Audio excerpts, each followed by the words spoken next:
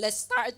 We always start with a question, and the question is: have you ever thought about why starting points matter so much sa ating relasyon, sa ating career, sa ating pananampalataya, or any part of life's journey? Kasi ang buhay natin dito is a journey. Even the Christian life is a journey. So the way we begin often, siya yung nagsiset ng tone and direction for everything that follows. Maganda kasi hindi ko na sasabihin kung sino nag-quote nito kasi hindi ko na kuha yung approval. Basta linagay ko lang, kinote ko. Narinig ko kasi siya and there's so much wisdom on that quote. So the quote is, sabi niya, kung dito pa lang sa lugar na to ay mali na, lahat ng kasunod dito ay mali rin. Sabi niya, if you started somewhere, if there's a starting point, kung mali na yun, susunod nun, mali na rin. So there's so much wisdom from that. And another thing is, sabi nung isa, alam mo, there's a real advantage if you are early at the starting point. Kung maaga ka sa starting point, meron talagang advantage. Hindi po ako magpipreach ng ating Amazing Grace. Hindi pa yun ang aking topic. But it's just, kasi going to talk about journey. So, na-realize ko yung wisdom sa mga quotes na to. That's true. Kung maaga tayo nagsimula sa starting point, maganda kung babalikan ko yung race natin, kung late ka na sa starting point, panic mode ka na kasi yung ibang group nandun na sa unahan. So, yun yung natutunan siguro ninyo. Whatever I don't know kung ano yung race nyo sa events natin. So, I hope mayroon tayong natutunan sa journey na yun. So, a good start can lead to success, while a poor start can cause confusion and setbacks. That's true. Starting points matters.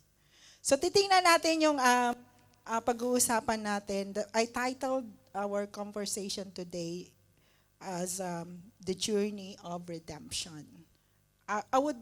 Although I would be talking about the starting point of that journey of redemption. So the starting point. Kaya may start ako dyan. So tiiwan ko sa inyo ang natutunan ko na to na sabi ni Paul, 1 Corinthians 11:26, sabi niya, for as often as you, this is a quote, this is Jesus talking.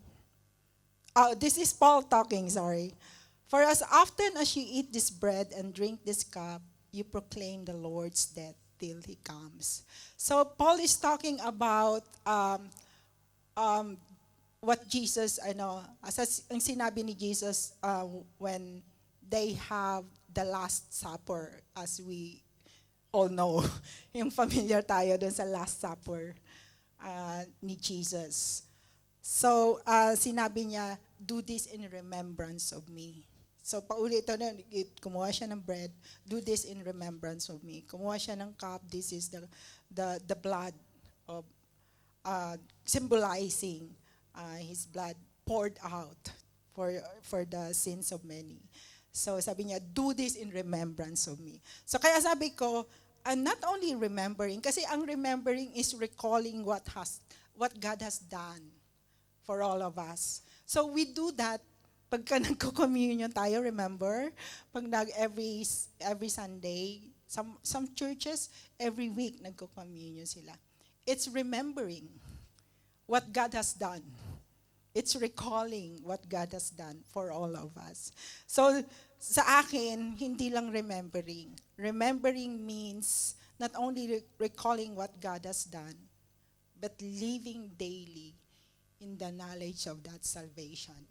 Yung knowledge na yan, aware tayo lagi, every day, because it matters.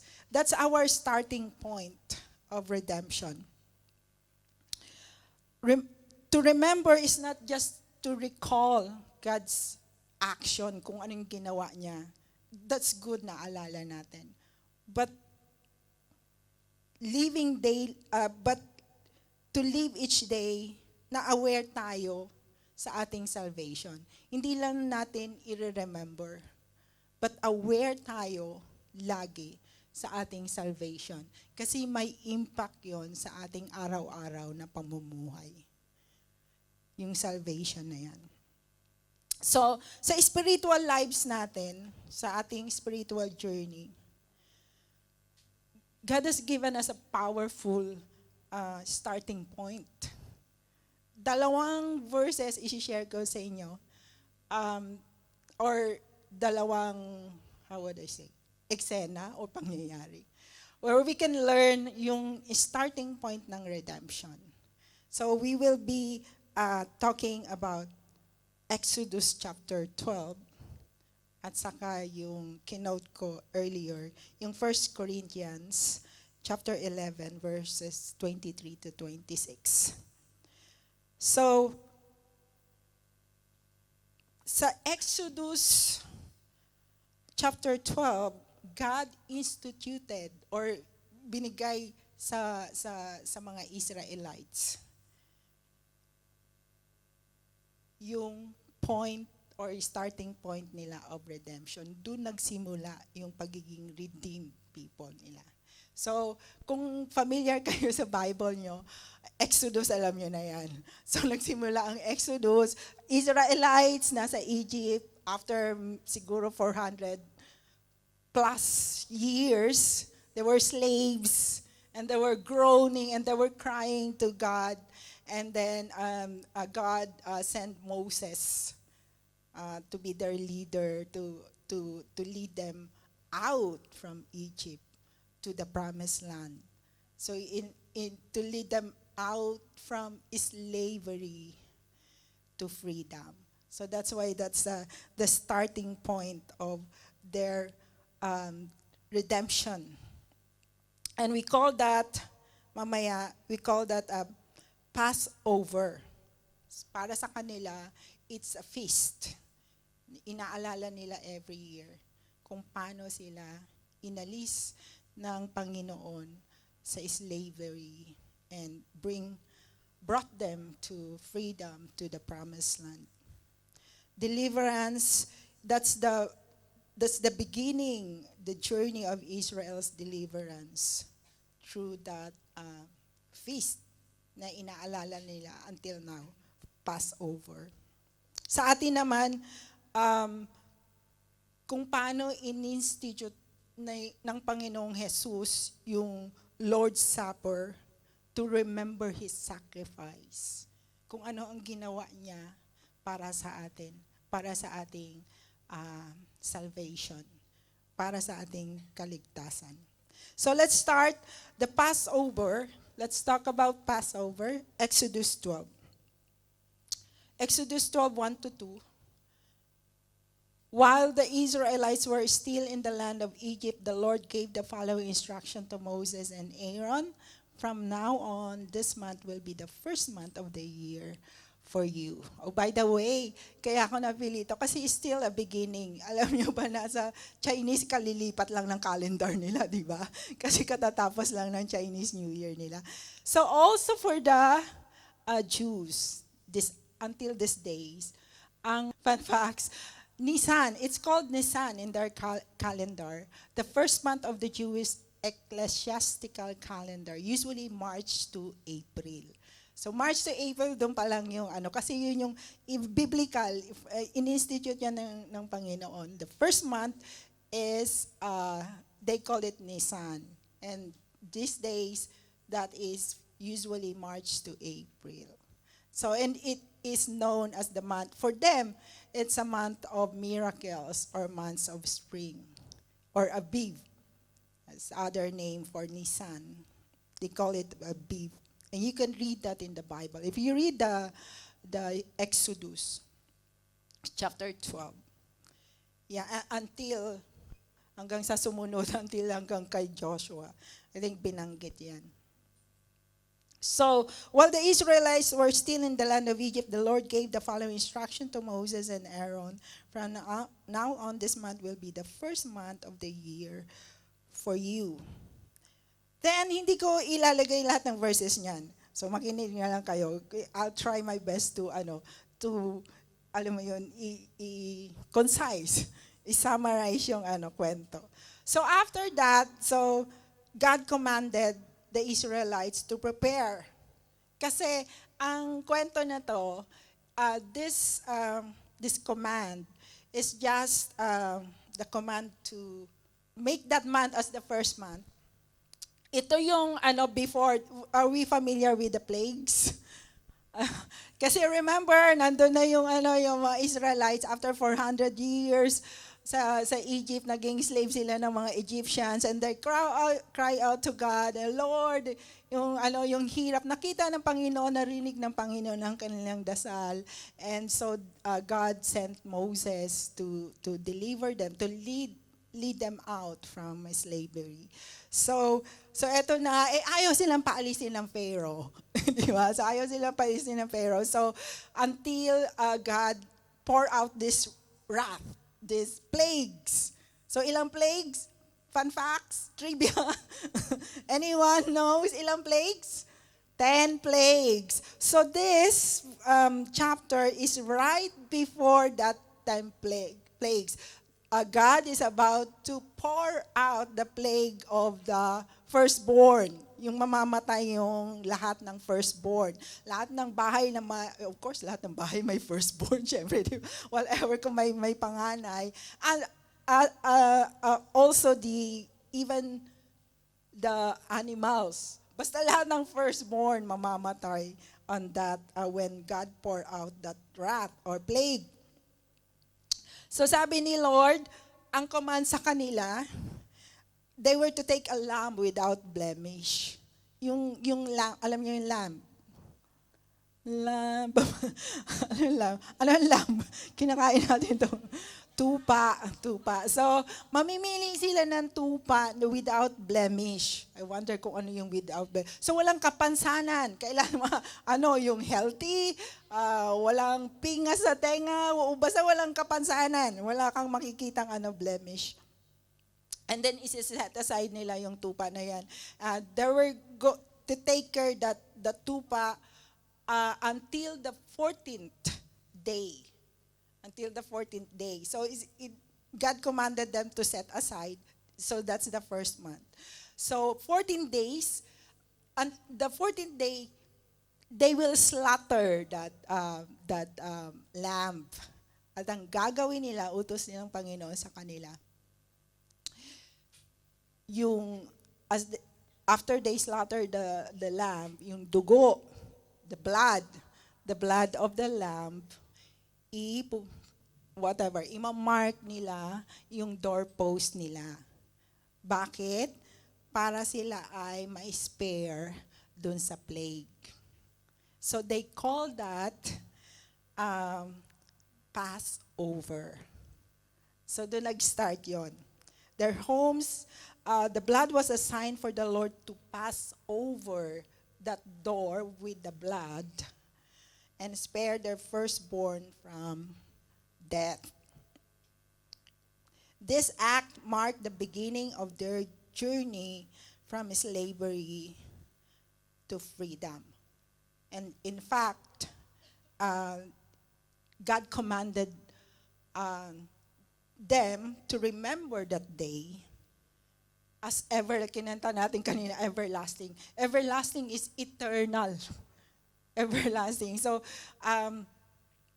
sabi ni Lord, this is a day to remember each year from generation to generation. You must celebrate it as a special festival to the Lord. This is a law for all time. In other translation, perpetual ordinance, meaning everlasting, eternal ordinance. So until now, ginagawa nila they celebrate the Passover. And even Moses, at chapter 13, verse 1, reminded them again, sabi ni Moses, remember this day in which you went out of Egypt, out of the house of bondage, for by strength of hand the Lord brought you out of this place. So God commanded them not to eat leavened bread. So in this day, you are going out in the month of Abib. So yun yung starting point ng redemption ng Israelites. Bakit? God instituted the Passover as an everlasting reminder for them to teach the future generation kung gaano ka-faithful ang Panginoon sa kanila. And also, to guard against forgetting who they are and what God has done for them. So, kaya inutos ng Panginoon yon. In fact, sa chapter 12, verses 26 to 27, sabi ni Lord, kung magtanong ang inyong mga anak, bakit nyo ginagawa ang ceremony na to? Bakit kayo nagkakaroon ng Passover? And then you will explain to them. You will reply, verse 27, chapter 12, sabi, it is the Passover sacrifice to the Lord, for he passed over the house of the Israelites in Egypt, and though he struck the Egyptians, he spared our families. The faithfulness of God. God commanded them to always remember what God has done for them. How faithful God to them.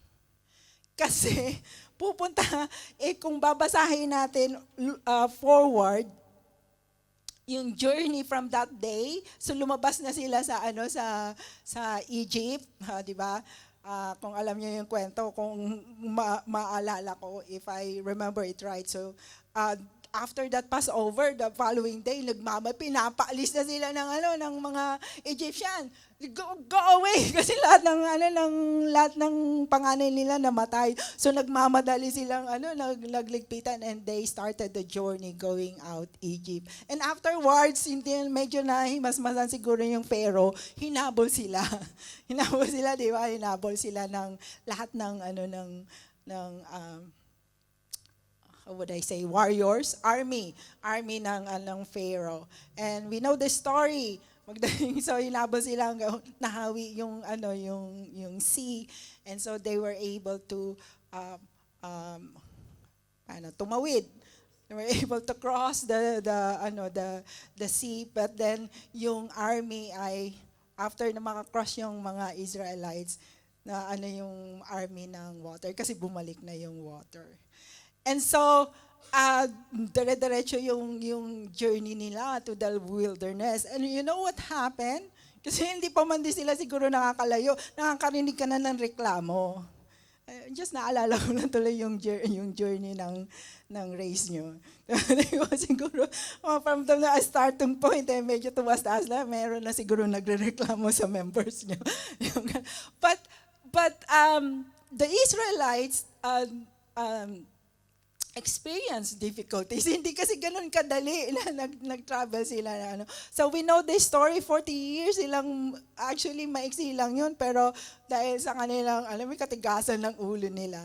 And sometimes, that's the reason why kailangan paulit-ulit na sabihin yung paalala kung anong ginawa ng Panginoon sa kanila. Kasi they tend to forget. It's the same as us, tayo, they tend to forget kung anong ginawa ng Panginoon sa atin. So, ganun din na hindi tayo nalalayo sa Israelites. So, kaya laging pinapaalala sa kanila yung every time na celebrate sila ng Passover, they would explain to their children, bakit natin ginagawa ito? Dahil sa faithfulness ng Panginoon. Inaalala natin yung faithfulness ng Panginoon. Kung anong ginawa niya para sa atin. He redeemed us from slavery and lead us to freedom, to the promised land. So that's the starting point ng Israelites' journey. of redemption. And we know what happened. Kung babasahin nyo pa yung Exodus, ang daming drama doon. So, so hindi mo masabing everyday sumusunod sila sa Panginoon. And that's why the importance of remembering. Anong nangyari doon at the starting point? To remember the faithfulness of God. So fast forward from that first Passover, here comes the life of Jesus. I don't know how many years, kulangan ako ng oras to research. But here's the time, fast forward to Jesus' time. So Jesus' time, it's again Passover, Feast of Passover. And he's about to be crucified. Kanina nabanggit ko, may oras na kaya medyo nag-slow down, na wala na yung energy ko. Kanina nabanggit ko, kasi sa internet, alam niyo ba kung maano kayo sa YouTube, may bigla na lang pop up yung mga viral, Maraming doon na encounter na tanong, sinong pumatay kay Jesus? Diba? Sinong pumatay kay Jesus? Even as for, kung tayo, baka malabo sa inyo yan. I don't know your take kung sinong pumatay kay Jesus. If literally babasahin, balikan natin yung eksena. Ano nangyari doon? So this is Friday or Passover day. And then Jesus was arrested. Arrested na si Jesus. And Pilate, di ba? Sabi ni Pilate, "He's your king." Sabi ng mga Jews, "Hindi namin king yan." And then sigaw ng mga Jews or Pharisees, "Crucify him." Alam nyo na yung eksena na yan, malapit lang mahal na araw. So, maririnig nyo na naman yung kwento. Diba kasi we Filipinos, especially in the Catholic, nire-reenact natin yan. Yung iba nga nagpapalo pa ng But sabi ng mga Jews, sabi ng Pharisees, "Crucify him." So, literally, sino pumatay kay Jesus?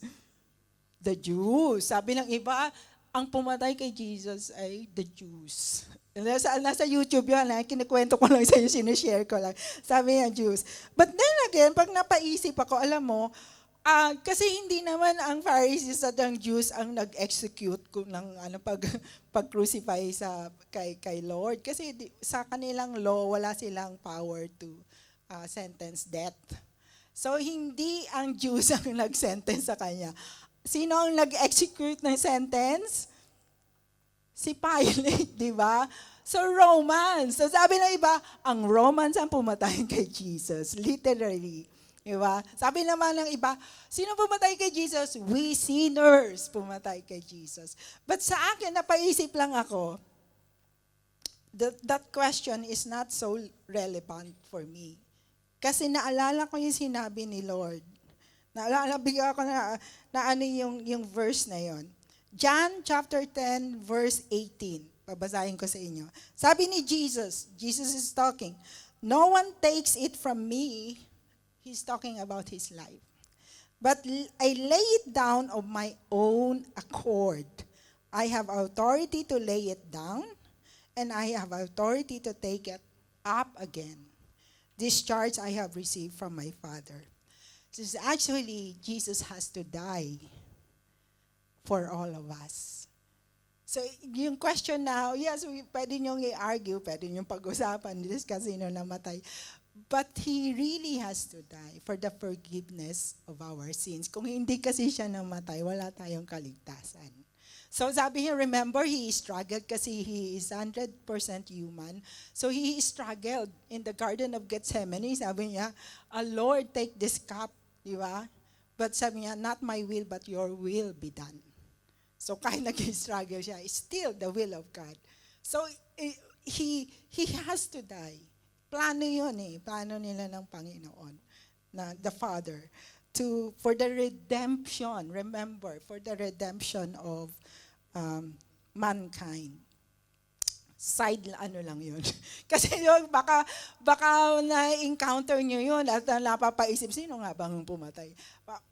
It's a valid question. It's just that para sa akin, parang hindi siya masyado not relevant for me.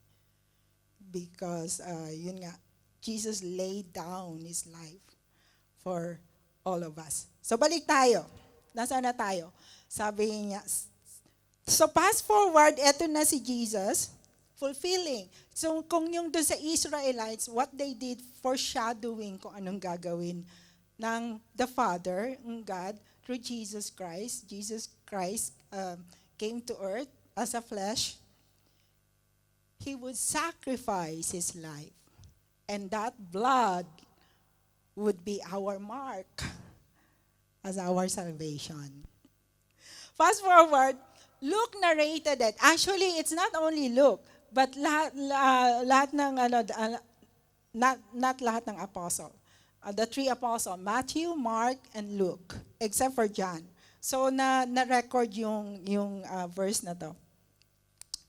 Sabi ni Luke narrated, he took some bread and gave thanks to God for it. Then he broke it in pieces and gave it to the disciples, saying, "This is my body, which is given for you.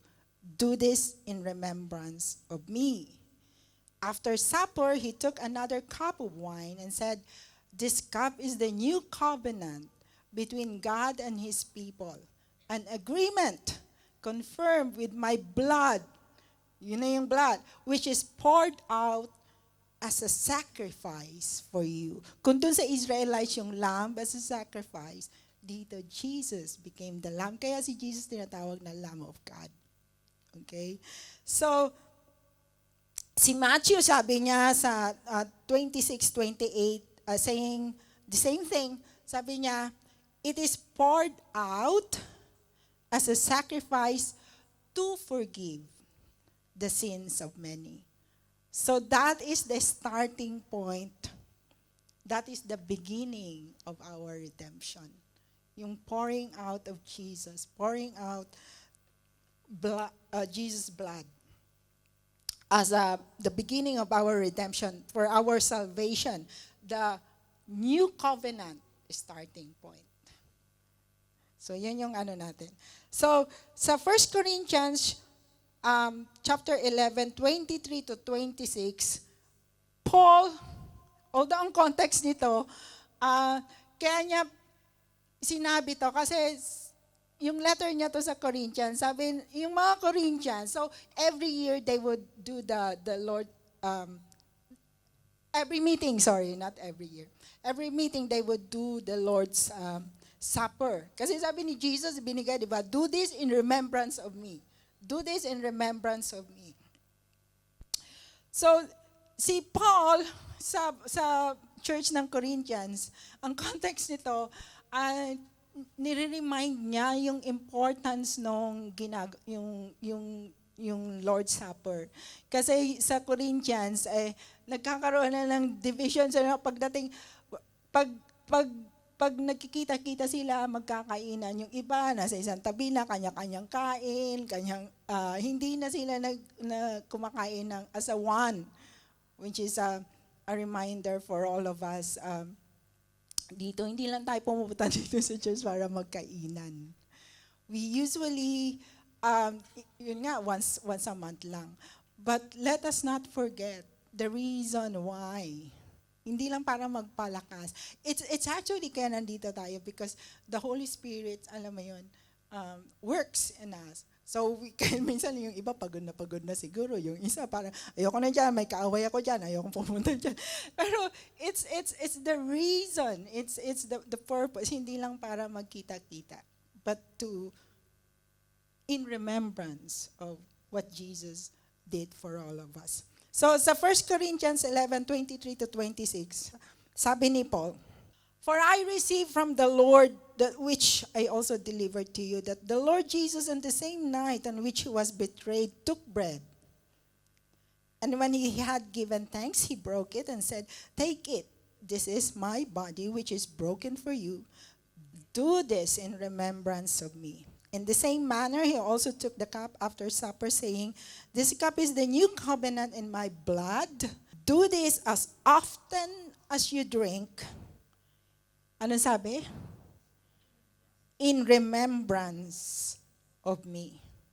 So, ginagawa natin yun, in remembrance of what Jesus did. So, minsan pagka nagko-communion na tayo or we're sharing food, naalala ba natin kung ano yung ginawa? Is that still there, andun pa ba? Buhay pa ba yung knowledge na yun? Andyan ba sa utak natin at sa puso natin? Yung salvation na yun. It's not just remembering. Kasi sabi ko, because the last verse na sinabi ni Paul, sabi ni Paul, after that, quoting Jesus, sabi ni Paul, for as often as you eat this bread and drink this cup, you proclaim the Lord's death. Ibig sabihin, inaalala mo yung anong ginawa ng Panginoon sa cross. But look at the last 2 words or 3 words. It says there, till He comes. So ibig sabihin, it's an everyday, no matter how often you do the remembering and or sharing the Lord's Supper, the bread, breaking bread or drinking the cup of blood, remembering what Jesus did. Huwag nating kakalimutan na kailangan laging buhay sa atin yung knowledge na yun. That's why sabi ko, remembering means not only recalling what God has done, but living daily in the knowledge of salvation. To remember is not just recalling or recalling God's action or what He did, but to live each day aware tayo sa ating salvation. O kahit siguro kung anong ginagawa na, every time, whatever, we are aware kasi minsan pag nakakalimutan natin, that's the time na nagkakaroon ng problema. Pag minsan if we forget, even in the life of the Israelites, when there's a generation, may dumating na generation na hindi na nila naalala kung anong ginawa ng Panginoon sa kanila. They just go on their way. So anong gagawin ng Panginoon? Padadalan sila ng discipline or whatever calamity or para maalala nila. Hihingi na naman, they will cry out, Lord, remember what you've done. Remember your faithful. Pababayaan mo ba kami na inyong lipi? Ganun sila. Basahin nyo yung Exodus, Old Testament. Magandang basahin kasi story yun. Ganun lang. First Kings, Second Kings. Paulit-ulit lang po sila. So, familiar ba? Parang tayo din naman. Paulit-ulit din minsan pagka nagkakamali tayo. And then pagka okay na, di ba? Parang okay na rin ang buhay. Pag medyo may problema, Lord, remember. So, ganun din tayo. Hindi tayo naiba. Kaya magandang basahin yung buhay ng mga Israelites. Kasi we can really relate as a Christian.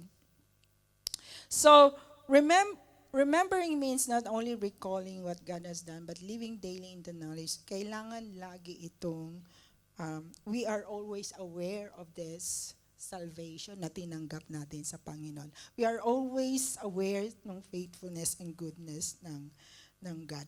The question is, why remembering our starting point matters?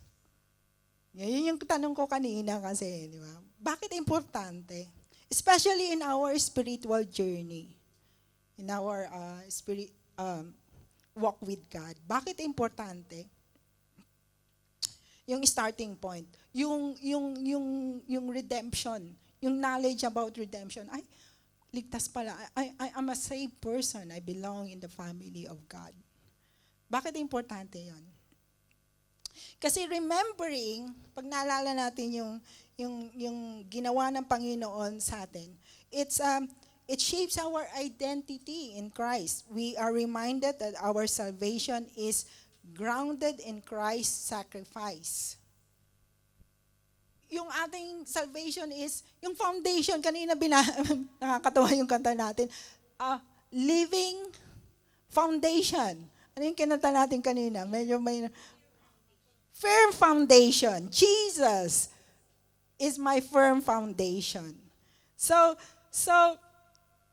pagka we remember that salvation, it shapes our identity. We are reminded na ang ating salvation is grounded of what Jesus did. So naririman tayo, we're assured with our salvation. So remembering also minsan pagka naalala mo, yung starting point natin, I started this journey. Kaya nga yung ko title ko, I started this journey. Pag naalala ko na, wait a minute. Diba parang, teka muna. I have decided, alam mo yung kanta, I have decided to follow Jesus. Diba? And then, parang, naiiba na yung kasi may mga weaknesses, just like I said, yung Israelites, ganun din tayo, minsan nakakalimot. May mga weaknesses tayo, may mga mistakes tayo nagagawa. So, pag naalala, bumalik ako doon sa starting point, nag-i-ignite yung faith ko. Nag-i-ignite yung obedience ko. Kasi pag nakalimutan ko yung aking salvation, diba kasi when you're saved, you're in the family of God. So pag nakalimutan ko na yun, parang nabubuhay ako within this world. Teka muna, sabi ni Lord, until He comes. Ibig sabihin, there's a life after this life. Right? So, when we remembering fuels our faith and obedience. It ignites our faith. Kumbaga sa nare-revive minsan kasi pagka, halimbawa, sa lakad natin sa Panginoon, minsan, huwag niyo sabihin na hindi kayo nakaka-experience ng panghihina. Hindi niyo huwag niyo sabihin na, ayoko na dyan, magre-resign na ako. Familiar.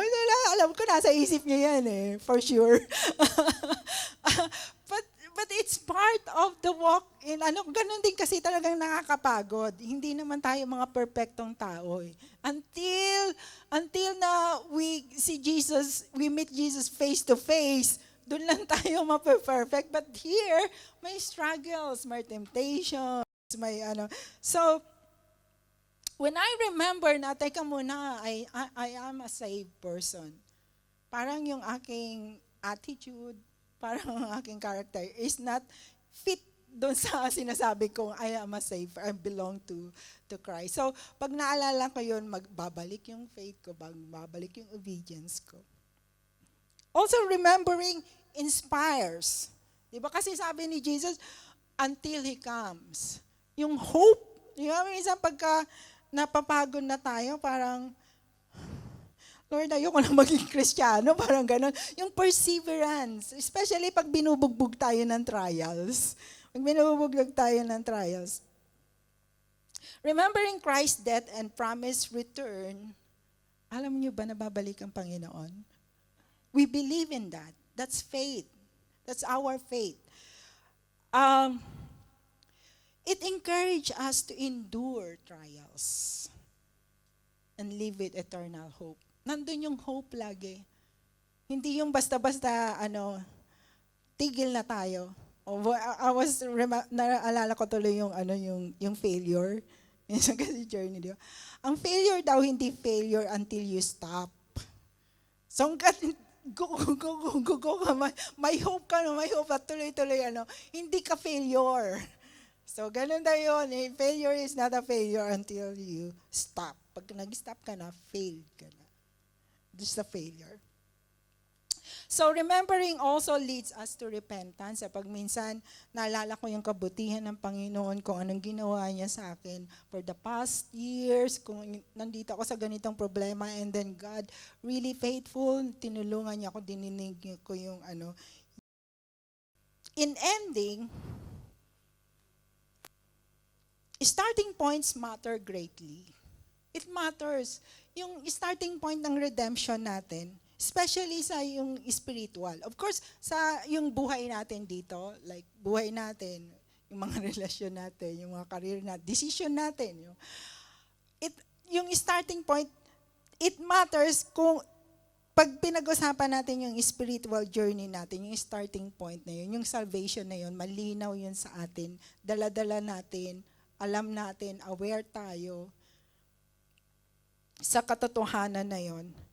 Because when we always remember that we are a saved person and we are part of God's family, and this is the plan and this is the promise of God for all of us, ang impact niyan sa ating relations, sa ating starting point ng relationships natin, kung ano whatever, kung anong meron ng mga relasyon natin, starting points when we like looking for a job, yung career, starting point na whatever journey na gusto niyang simulan.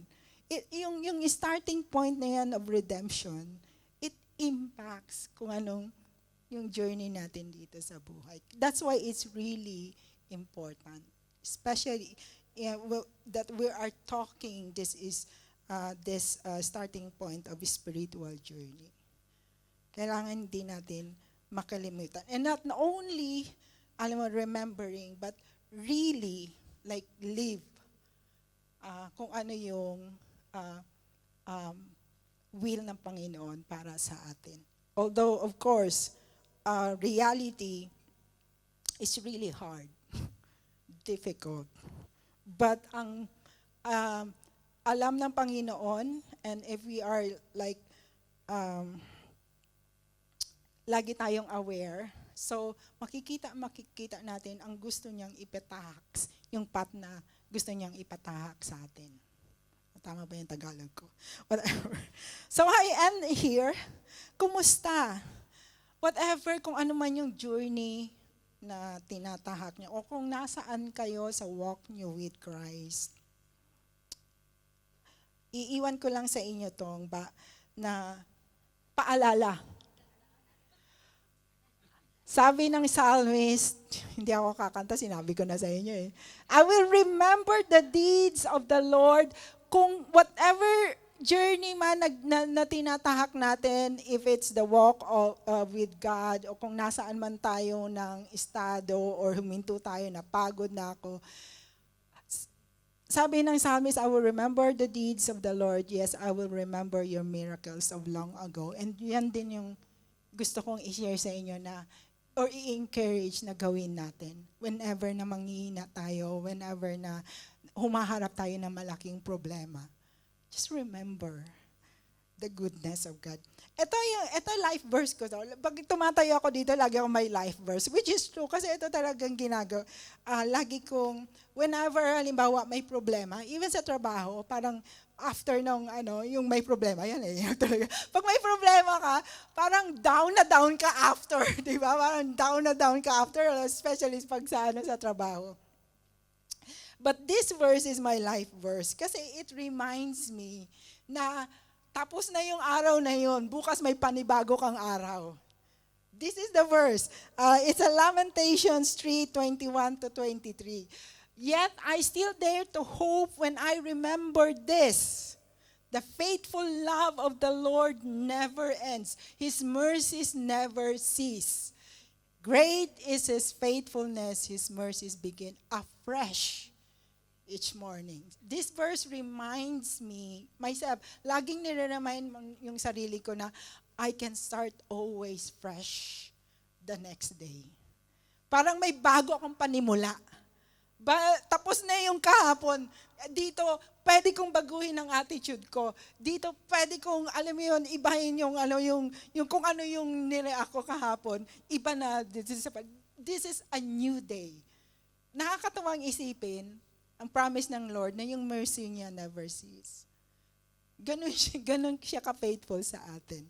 So, I would just say, ito na iintindihan natin if we are follower of Christ and we are believer of Christ. But what about if you're watching and then say, hindi ko alam yan. Ako ba may pag-asa pang masave? Feeling ko makasalanan ko na. So, here is the word for you. Assurance of salvation. Assurance of salvation, 1 John 5:11-13. And this is what God has testified. He has given us eternal life, and this life is in His Son. So whoever has God's Son has life. Whoever does not have His Son does not have life. Ang linaw niya na sa mga discipleship, alam ko memorize niyo yan. But the truth is so clear. Ang dahilan, he who has the Son has life. He who does not have the Son of God does not have light. So sabi ni John, kaya ko to sinulat, I write this to you who believe in the Son of God so that you may know you have eternal life. So we know, if we are follower of Christ, we know we have eternal life. Kung hindi mo pa alam ang bagay na to, ito yung promise ng Panginoon. Just accept Jesus Christ as Lord and Savior. He who has the Son has life. He who does not have the Son of God does not have. And you know that the Son of God is Jesus. Sabi ni Jesus, I am the way, the truth, and the life. No one can comes to the Father except through me. And minsan siguro na-experience natin difficulty sa lakad natin sa Panginoon. Minsan nagkakamali tayo. Minsan, alam mo yun, we made mistake, we made sin. Ito naman ang assurance ng Panginoon sa atin.